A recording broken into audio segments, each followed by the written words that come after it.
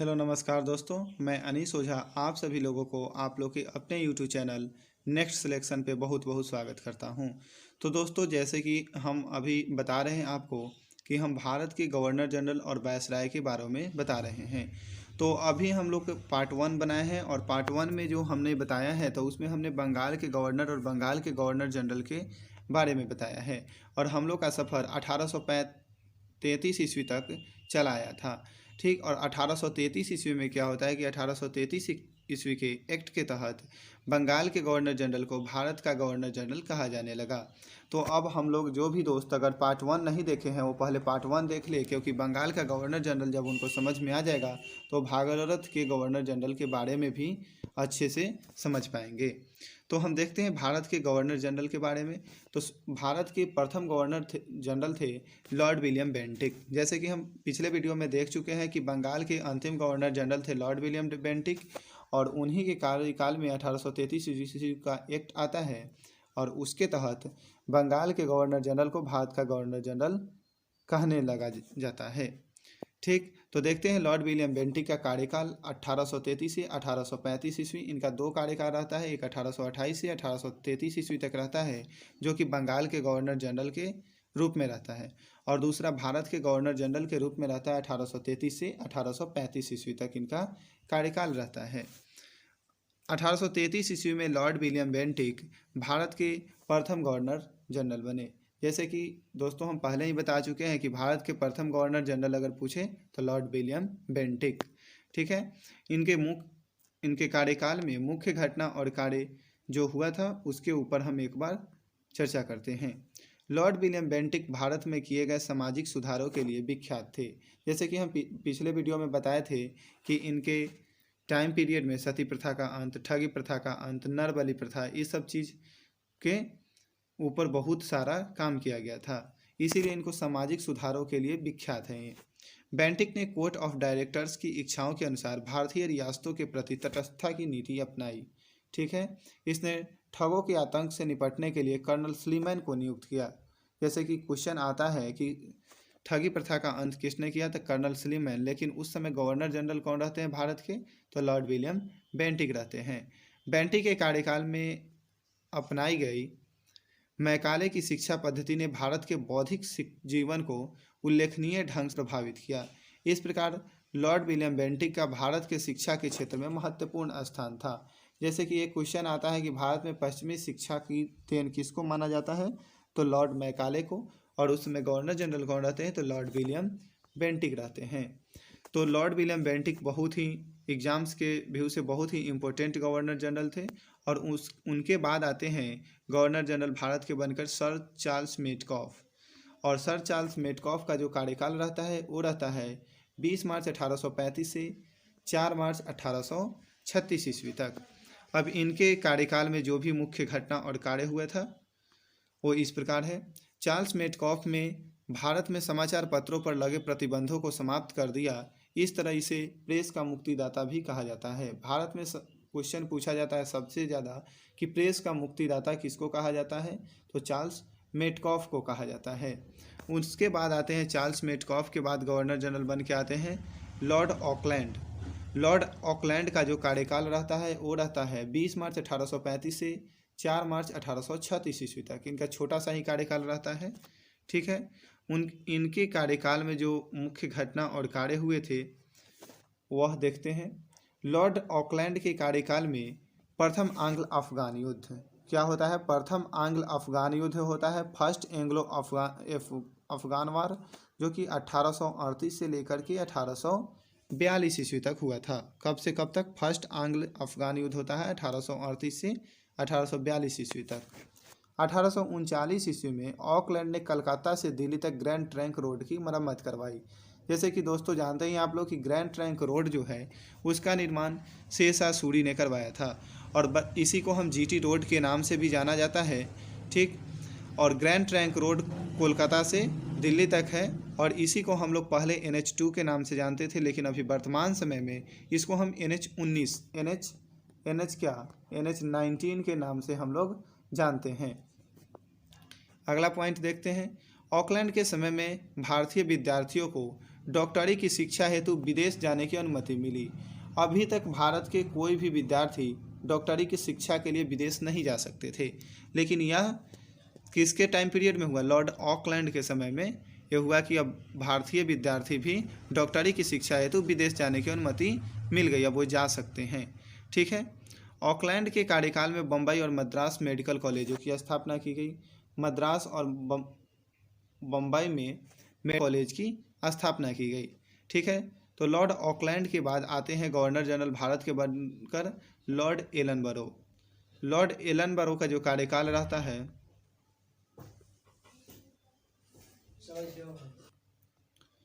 इनके कार्यकाल में जो मुख्य घटना और कार्य हुआ था वो होता है, एलनबरो के समय में प्रथम आंग्ल अफगान युद्ध समाप्त हो जाता है। जैसे कि आप लोग देखे हैं कि ऑकलैंड के समय अफगान वार स्टार्ट होता है, लेकिन एलनबरो के समय में क्या होता है कि प्रथम आंग्ल अफगान युद्ध की समाप्ति हो जाती है। 1843 में एलनबरो ने चार्ल्स नेपियर को असैनिक एवं सैनिक शक्तियों के साथ सिंध भेजा। सिंध वर्तमान में कहाँ है? पाकिस्तान में है। और नेपियर ने अगस्त 1843 में सिंध को पूर्ण रूप से ब्रिटिश साम्राज्य में मिला लिया। यहाँ क्वेश्चन का भी पूछ दिया जाता है कि सिंध को ब्रिटिश साम्राज्य में किसने मिलाया था? तो लॉर्ड एलनबरो ने मिलाया था। और कब मिलाया था? तो 1843 ईस्वी में मिलाया था। नेक्स्ट पॉइंट देखते हैं। 1843 के एक्ट 5 के द्वारा दास प्रथा का उन्मूलन भी एलनबरो के समय में हुआ था। दास प्रथा का अंत किसके समय में होता है? तो लॉर्ड एलनबरो के समय में होता है। कब होता है? 1843 में होता है। एक्ट 5 के जरिए होता है। लॉर्ड एलनबरो के बाद आते हैं नेक्स्ट गवर्नर जनरल बन के लॉर्ड हार्डिंग। लॉर्ड हार्डिंग का जो कार्यकाल रहता है, तो वो कार्यकाल रहता है 23 जुलाई 1844 से लेकर के 12 जनवरी 1848 ईस्वी तक।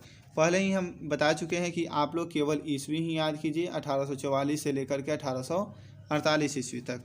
ठीक है। और इनके कार्यकाल में जो मुख्य घटना घटती है और जो वो एक कार्य करते हैं, उसके ऊपर एक बार चर्चा करते हैं। लॉर्ड हार्डिंग के कार्यकाल में प्रथम आंग्ल सिख युद्ध होता है। क्या होता है? प्रथम आंग्ल सिख युद्ध होता है 1845 से 46 ईस्वी तक, जो लाहौर की संधि के द्वारा समाप्त होता है। ठीक है। और लॉर्ड हार्डिंग ने नरबली प्रथा पर प्रतिबंध लगा दिया। नरबली प्रथा पर प्रतिबंध कौन लगाता है? तो लॉर्ड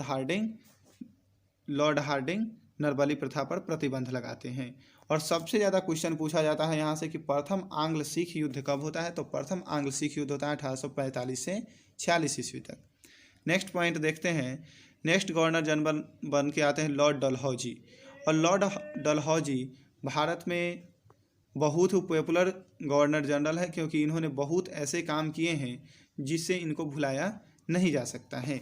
और इनका कार्यकाल जो है लॉर्ड डलहौजी का 12 जनवरी 1848 से लेकर के 28 फरवरी 1856 ईस्वी तक इनका कार्यकाल था, लॉर्ड डलहौजी का। लॉर्ड डलहौजी, जिसे अर्ल ऑफ डलहौजी भी कहा जाता है, इनका पूरा नाम क्या था? Earl of Dalhousie. Lord Dalhousie एक कट्टर उपयोगितावादी एवं साम्राज्यवादी था, लेकिन डलहौजी को उसके सुधारों के लिए भी जाना जाता है। ये सबसे ज़्यादा उपयोगितावादी और साम्राज्यवादी थे, मतलब सबसे अधिक साम्राज्य का विस्तार करना चाहते थे। ठीक है। लेकिन जहाँ पे साम्राज्य विस्तार करते थे, उनका मतलब इस शोषण नहीं करना चाहते थे, एक तरह से उसके फैसिलिटी देना चाहते थे, उसको विस्तारित करना चाहते थे। ठीक है। और इनके मुख्य घटना और कार्य जो इनके कार्यकाल में हुआ था, लॉर्ड डलहौजी के समय में द्वितीय आंग्ल सिख युद्ध होता है 1848 से 1849 ईस्वी, तथा 1849 में पंजाब का ब्रिटिश साम्राज्य में विलय और सिख राज्य का प्रसिद्ध कोहिनूर हीरा महारानी विक्टोरिया को भेज दिया जाता है। जैसे कि क्वेश्चन यहाँ से ये पूछ दिया जाता है कि द्वितीय आंग्ल सिख युद्ध कब होता है? तो 1848 से 49 में होता है। और पंजाब पे का ब्रिटिश साम्राज्य में विलय हो जाता है, और जो महारानी विक्टोरिया को क्या किया जाता है? कोहिनूर हीरा भेज दिया जाता है। डलहौजी के कार्यकाल में 1851 से 52 में द्वितीय युद्ध लड़ा गया। कब लड़ा गया? 51-52 में द्वितीय आंग्ल बर्मा युद्ध लड़ा गया। और 1852 में बर्मा के लोअर बर्मा एवं पीगू राज्य को ब्रिटिश साम्राज्य में मिला लिया गया। ठीक है। नेक्स्ट पॉइंट देखते हैं। डलहौजी के कार्यकाल में ही भारत में रेलवे और संचार प्रणाली का विकास हुआ। जैसे कि आप लोग जानते ही हैं कि भारत में रेलवे की शुरुआत 16 अप्रैल 1853 ईस्वी को मुंबई से थाने के बीच 34 किलोमीटर रेल चली थी और उसी के साथ भारत में रेलवे की शुरुआत हुई थी। और वो किसके कार्यकाल में हुआ था? लॉर्ड डलहौजी के कार्यकाल में हुआ था। तो भारत में रेलवे के जनक किसको माना जाता है? लॉर्ड डलहौजी को। नेक्स्ट पॉइंट देखते हैं, इसके कार्यकाल में भारत में दार्जिलिंग को सम्मिलित कर लिया गया। दार्जिलिंग पहले अलग था, उसको भारत में क्या कर लिया जाता है? सम्मिलित कर लिया जाता है। आप लोग कमेंट बॉक्स में हमको बताएं कि वर्तमान में दार्जिलिंग भारत के किस राज्य में है। ठीक है। लॉर्ड डलहौजी के कार्यकाल में वुड का निर्देश पत्र वुड डिस्पैच आया, जिसे भारत में शिक्षा सुधारों के लिए मैग्ना कार्टा कहा जाता है। भारत में शिक्षा का मैग्नाटा किसको कहा जाता है? तब वुड के डिस्पैच को। और एक कब आता है? लॉर्ड डलहौजी के कार्यकाल में आता है। इसने 1852 में एक इनाम कमीशन की स्थापना की, जिसका उद्देश्य भूमि कर रहित जागीरों का पता कर उन्हें छीनना था। जैसे कुछ ऐसे भूमि थे जो कि सरकारी भूमि थे और उन पे मतलब कोई भी जागीर नहीं देता था। जब मतलब जो कोई कृषि कर रहा है वो जागीर नहीं देता था गवर्नमेंट को, सरकार को। ठीक है। तो इनाम कमीशन की स्थापना उसी लिए डलहौजी ने किया था कि जो भी उस भूमि के बारे में बताएगा उसको इनाम दिया जाएगा। नेक्स्ट पॉइंट देखते हैं, इसने 1854 में नया डाकघर अधिनियम पोस्ट ऑफिस एक्ट पारित किया। इसके द्वारा भारत में पहली बार डाक टिकटों का प्रचलन प्रारंभ हुआ। भारत में डाक टिकट का प्रचलन किसके कार्यकाल में प्रारंभ हुआ? तो लॉर्ड डलहौजी के समय में ये प्रारंभ होता है। नेक्स्ट पॉइंट देखते हैं, 1856 ईस्वी में अवध को कुशासन का आरोप लगाकर अंग्रेजी राज्य में मिला लिया गया।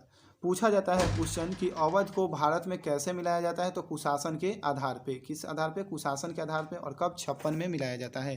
अवध वर्तमान में लखनऊ को कहा जाता है। ठीक है। 1856 ईस्वी में तोपखाने के मुख्यालय को कलकत्ता से मेरठ स्थानांतरित किया और सेना का मुख्यालय शिमला में स्थापित किया। शिमला में सेना का मुख्यालय किसने स्थापित किया? तो लॉर्ड डलहौजी ने किया। कब किया? 1856 ईस्वी। शिमला कहाँ है? तो शिमला हिमाचल प्रदेश की राजधानी है और जो मेरठ है ये उत्तर प्रदेश में स्थित है। ठीक है। डलहौजी के समय में भारतीय बंदरगाहों का विकास करके इन्हें अंतर्राष्ट्रीय वाणिज्य के लिए खोल दिया गया। भारतीय जो भी बंदरगाह थे उनको क्या कर दिया कि अंतर्राष्ट्रीय वाणिज्य के लिए खोल दिया गया।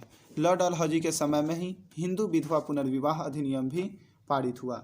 हिंदू विधवा पुनर्विवाह अधिनियम पारित करवाने में ईश्वर चंद्र विद्यासागर ने महत्वपूर्ण भूमिका निभाई। ठीक है। इसने शिमला को ग्रीष्मकालीन राजधानी बनाया गया। दोस्तों अभी तक जैसे कि हम देख रहे थे कि भारत की राजधानी कोलकाता ही थी, लेकिन अब क्या होता है कि भारत की शीतकालीन राजधानी कोलकाता हो जाती है और ग्रीष्मकालीन राजधानी कहाँ चली जाती है? शिमला चली जाती है। नेक्स्ट देखते हैं, डलहौजी ने नरबलि प्रथा को रोकने का प्रयास भी किया। नरबलि प्रथा को किसने रोका? तो डलहौजी ने रोकने का प्रयास किया। तो डलहौजी सबसे अधिक एग्जाम के व्यू से इम्पोर्टेंट है, क्योंकि रेल का प्रचलन, डाक पोस्ट, मतलब राजधानी का शिमला में चला जाना, ये सब चीज़ों के कारण डलहौजी को बहुत ही अच्छे से लोग जाना जाता है और ये बहुत अच्छे अच्छे काम भी करते हैं लॉर्ड डलहौजी। ठीक। नेक्स्ट गवर्नर जनरल बनकर आते हैं लॉर्ड कैनिंग। लॉर्ड कैनिंग का कार्यकाल भी दो भागों में बटा होता है। एक 12 जनवरी 1856 से लेकर के 1 नवंबर 1858 ईस्वी तक, और दूसरा भी इनका कार्यकाल रहता है जो कि वायसराय के रूप में रहता है, क्योंकि लॉर्ड कैनिंग जो थे भारत के अंतिम गवर्नर जनरल और भारत के प्रथम वायसराय भी लॉर्ड कैनिंग ही थे।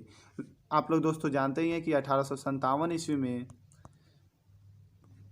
महान सिपाही विद्रोह होता है और सिपाही विद्रोह होने के साथ ही भारत में ईस्ट इंडिया कंपनी के शासन का अंत हो जाता है और भारत में किसका शासन?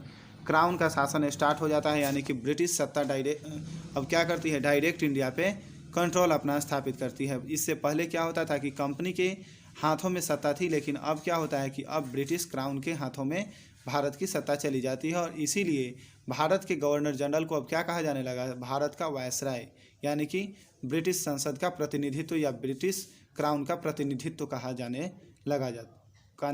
जाने लगता है। ठीक है। तो देखते हैं लॉर्ड कैनिंग का जो देखेंगे अभी गवर्नर जनरल के रूप में उन्होंने क्या कार्य किया, उसके ऊपर पहले चर्चा करते हैं, फिर हम देखेंगे कि वायसराय के रूप में उन्होंने क्या कार्य किया। ठीक है। तो गवर्नर जनरल क्या थे? ये लॉर्ड कैनिंग भारत का अंतिम गवर्नर जनरल थे। मुख्य घटना और कार्य क्या हुआ था? तो लॉर्ड कैनिंग के कार्यकाल की सबसे महत्वपूर्ण घटना 1857 का विद्रोह था।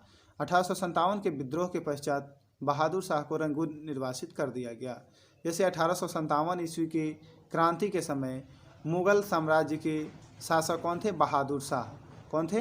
बहादुर शाह थे। और इनको क्या किया जाता है कि इनको रंगून भेज दिया जाता है, जो कि म्यांमार में रहता है, और यहीं पे उनको 1862 ईस्वी में उनकी मृत्यु हो जाती है। किनका? बहादुर शाह का। तो जैसे 1857 की क्रांति में क्या होता है कि इनको मतलब क्रांति में साथ देने के कारण इनके साथ ऐसा बर्ताव किया जाता है। और उसके बाद जैसे हम पहले ही बता दिए हैं कि कंपनी का शासन समाप्त हो जाता है इंडिया में, और किसका शासन स्टार्ट हो जाता है? ब्रिटिश क्राउन का डायरेक्ट इंडिया में शासन स्टार्ट हो जाता है। ठीक है, तो दोस्तों हम नेक्स्ट वीडियो में देखेंगे आपको भारत के वायसराय के बारे में। ठीक, क्योंकि अभी हम यहाँ भारत के अंतिम गवर्नर जनरल तक बता चुके हैं। हम लोग का सफ़र 1857 ईस्वी तक आ चुका है। अब 1858 से लेकर के 1947 ईस्वी तक हम लोग का सफ़र चलेगा।